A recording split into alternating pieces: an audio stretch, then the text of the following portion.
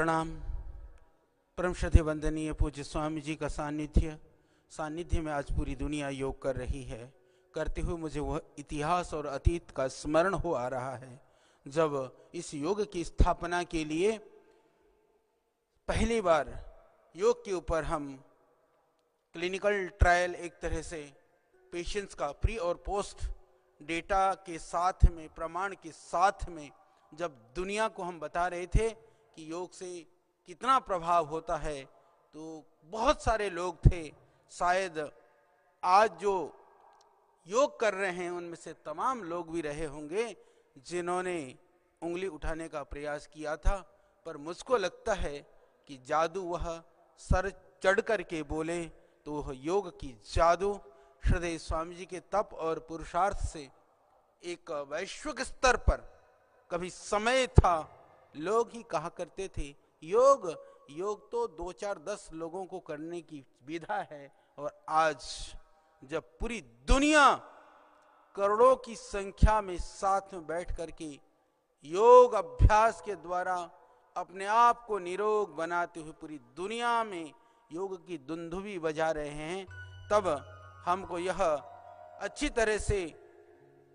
महसूस होता है और हमें प्रसन्नता भी है कि आज वह योग यात्रा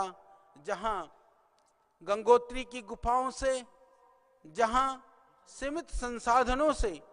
प्रारंभ हुई और आज कोटि कोटि जनों के लिए वह एक जीवन दर्शन, जीवन पद्धति के रूप में प्रतिष्ठापित हुई है। तो पुनः सभी जनों का आदरणीय प्रधानमंत्री जी के यशस्वी प्रयास से वह योग आज यूएनओ के द्वारा मान्यता और प्रामाणिक भी हो गया है, यह बड़ी बात है। तो पुनः योग करते हुए इस नए वर्ष में आज मकर संक्रांति का पावन पर्व है। कल लोहड़ी हमने भी यहाँ पर उसका आनंद लिया, आज पोंगल है, ओणम है, आज बिहू है। भारतवर्ष के अनेक प्रांतों में, अनेक क्षेत्रों में अलग अलग तरह से इस पर्व को हम मना रहे हैं। इस पावन पर्व के मंगल अवसर पर योग के द्वारा निरोग होने की इस अभियान में हम सब स्वयं सम्मिलित होकर के, अन्यों को सम्मिलित करके हम पूरे विश्व को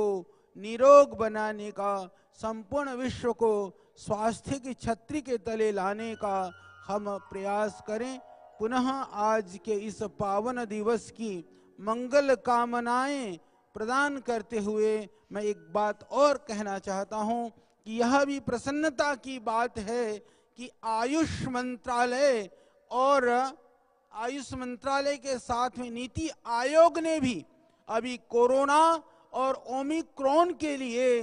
गिलोय, अश्वगंधा, तुलसी, जिस दिन श्रद्धेय स्वामी जी ने पहली बार, क्योंकि हम लोगों ने सिमुलेशन डॉकिंग के बाद में जब हमने ये पाया कि कोरोना के लिए अश्वगंधा लाभकारी औषधि हो सकती है, तब बहुत सारे आयुर्वेद वालों ने भी एक प्रश्न उठाने का प्रयास किया था। पर मुझे प्रसन्नता है, पतंजलि को प्रसन्नता है कि आयुष मंत्रालय ने भी अश्वगंधा, तुलसी, गिलोय को आयुर्वेद के माध्यम से कोरोना और ओमिक्रॉन के लिए प्रयोग करने की बात की है। अभी उसके लिए चर्चा हुई है, पर मुझे थोड़ा सा ताज्जुब इस बात के लिए हुआ कि जब अश्वगंधा को कोरोना के लिए हम प्रयोग की बात करते हैं तो उसके साथ में अश्वगंधा के ऊपर कोरोना के लिए कहां पर रिसर्च हुआ, कितने पेपर पब्लिश्ड हुए, तुलसी को लेकर के कितने पब्लिश्ड हुए, या गिलोय को लेकर के कितने पब्लिश्ड हुए, या कोरोनिल का भी नाम यदि सम्मिलित किया जाता तो संभवतः देश के और लोगों को लाभ प्राप्त होता। क्योंकि मात्र इकलौती संस्था है पतंजलि जिसने गिलोय, अश्वगंधा, तुलसी और कोरोनिल के ऊपर अंतरराष्ट्रीय स्तर पर 20 से ज्यादा रिसर्च पेपर पब्लिश किए हैं। यह आप हम सब और योग और आयुर्वेद के प्रति गर्व रखने वाले, विश्वास रखने वाले, उनके अनुगामी, उनके सेवकों के लिए इससे बढ़ करके कोई बात नहीं हो सकती है। और श्रद्धेय स्वामी जी, आज के पावन दिन पर आपको अभी पता नहीं है, मैं अभी सुबह समाचार लेकर के आया हूं। श्रद्धेय स्वामी जी सहित संपूर्ण देशवासियों को मैं ये बताना चाहता हूं कि जर्नल ऑफ अप्लाइड माइक्रोबायोलॉजी के अंदर आपका अणु तेल प्रकाशित हो गया है, जो कि फंगस के लिए, जैसे हम पहले बार फंगल इन्फेक्शन के लिए, ब्लैक फंगल इन्फेक्शन के लिए बार बार श्रद्धेय स्वामी जी कहते थे, उसको अब अमेरिका के एक प्रसिद्ध प्रतिष्ठित जनरल ने भी मुहर लगा दिया है। यह श्रेय भी पतंजलि को जाता है। अणु तेल डालिए और इन्फेक्शन को भगाइए, क्योंकि हमारी आदत है, जब विदेशी लोग कहते हैं कि मान लो तो अब तो मान लो, तो बाबा जी ने तो पहले ही कहा था। तो अब आप सबको प्रणाम, क्योंकि अब इंडिया टीवी का कार्यक्रम शुरू होने वाला है। ओम।